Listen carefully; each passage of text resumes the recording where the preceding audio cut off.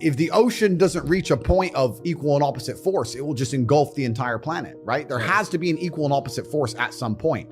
I'm not talking about freeing every single person from the matrix. I'm talking about freeing enough people who are ready to understand how the world really works so that there's an equal and opposite force to the tirade of bullshit, the absolute clown world bullshit they're trying to push on all of us. If nobody stands up to it, we're gonna end up just swallowing it all. It's garbage. So you need to have an equal army on the other side. Money is certainly related to power, but the true power of the world is influence. I am currently one of the most powerful people on the planet. I can influence millions and millions and millions of young people with my mouth alone by speaking. That's why they fear me. And every single thing that's happening in the world today, whether it's a pitched battle, all of it is done with the goal of exerting influence on your mind. They're trying to control what you think. They're trying to control why you think it, why you believe it. They're trying to convince you that they haven't even put propaganda into your mind. And it's all a battle for influence. That's all this has ever been. Most people are not smart enough. Most people are not intelligent enough to self-analyze and defrag their own brains and understand they're being programmed. You didn't like me, for example. I don't like Andrew Tate. Why? Well, they told me not to like him. Who told me? Well, these people. Do they care about me? No. Most people don't get an opinion and break down where it even comes from. They just get an opinion and they defend it. And you'll see people arguing and fighting in the street over opinions they don't even know where they've come from in the first place. Most people are not intelligent enough for that. So everybody and everything you consume is going to influence you to a degree. The mass media machine is trying to influence everyone. I'm trying to influence everyone. I'm right here trying to influence people. I'll sit here and say, I'm trying to influence people at home. I did not say that girls above a certain age are horrible people. I did not say girls above a certain age are useless. I said girls above a certain age are less attractive than girls who are younger because of innocence. I'm talking about the Western world. And in the Western world, there's no girl at age, 32 in Las Vegas who is pure. Not a single one on the planet. So we can't sit here and apply what I'm talking about for the Western world to the Middle Eastern world. I'm under attack every single day. They're attacking my character. They're attacking my integrity. They're attacking my finances. They're attacking my freedom. They're attacking my companies. Every single day I wake up and there are people on the planet whose goal is to attempt to destroy me. So I am under attacks. I was kind of up and down. I was working in the fish market, but I was still fighting at the same time. I was training. Obviously, I was really young. Started to make a little bit of money fighting, but not much. And then I had different jobs. I sold television advertising and worked for an advertising company, etc. And I had my own business for a while trying to sell TV advertising. And I had a bunch of sales jobs back and forth, worked for car sales. I'd always been doing this and that, going from place to place. Unless it was a sales job, I never really took it that seriously because it was the unlimited commission that I found attractive. But outside of sales jobs, I just did my very best I did a whole bunch of things. It's been an eclectic, long, interesting journey. So I grew up with a bunch of very close Muslim friends, and I've always been not envious, but certainly I've had a large amount of adoration for their respect for their families, respect for their culture, their brotherhood, the way they operate. I've always thought it's a fantastic way to be. God knows the truth of our heart. So I know that my reversion is sincere. I understand that because I'm in the public eye, there's going to be some degree of people who question it, but I know that mine's completely sincere, and the people who do it in a non-sincere way, God knows the truth, and they're not going to be able to fool him, so good luck. And someone else said to me, they said that it's important that someone like you that has all of the worldly treasures or everything that you could possibly ever wish for in this world still understands the importance of believing in God. I have a very small circle, but every single one of my friends has a utility. Like, we're all very capable individuals. We're all doing very important things. We all help each other and aid each other in different ways. I don't have any friends just to sit around and talk shit and do nothing. I guess in many ways people would say, oh, well, Andrew, you have family and business partners, but I consider them my friends. We have a very small network of 5, maybe 6 people, and yeah, they're my friends. I'm not the kind of person who can fall victim to some random stroking my ego, and I'm not a dummy. Like, I know a lot of people get rich and they're dummies. That's not me. I don't have any new friends. I have the same circle I've always had. In fact, it's getting smaller by the day. It gets smaller, not bigger.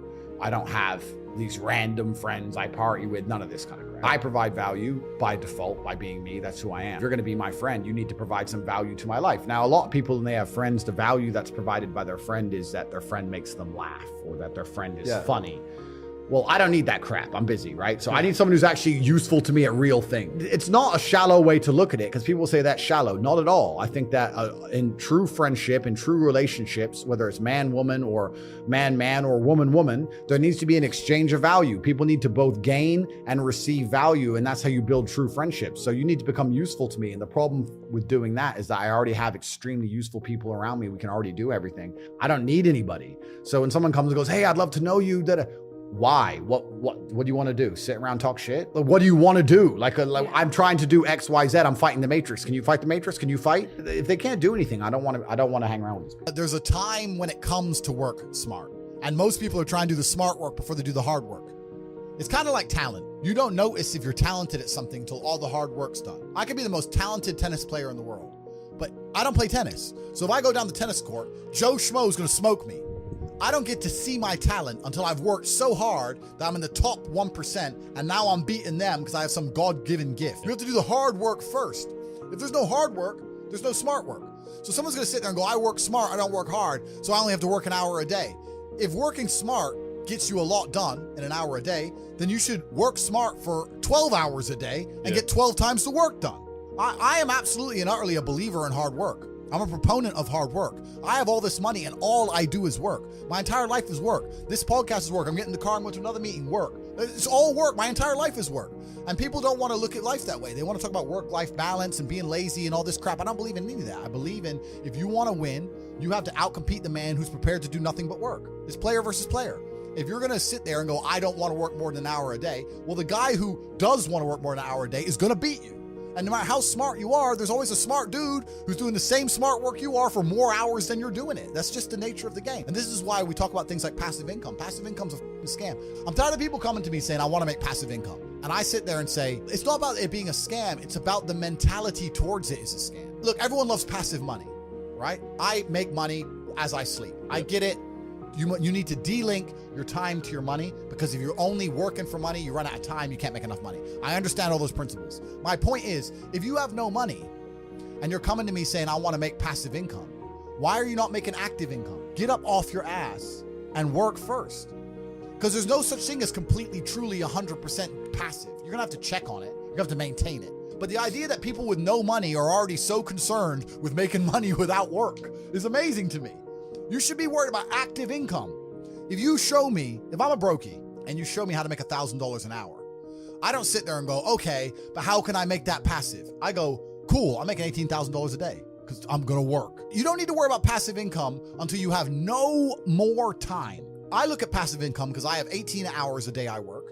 When all 18 of those hours are done and my workload still isn't finished, I have to find a way to make some of those income streams passive, either via staff or whatever else. Yep. And that's how I work smart. I use all of my time, and when all my time is done, now I have to become more efficient so that I can get more done within the same time frame. To sit there and say, I don't want to use my time, so I want passive income is dumb shit.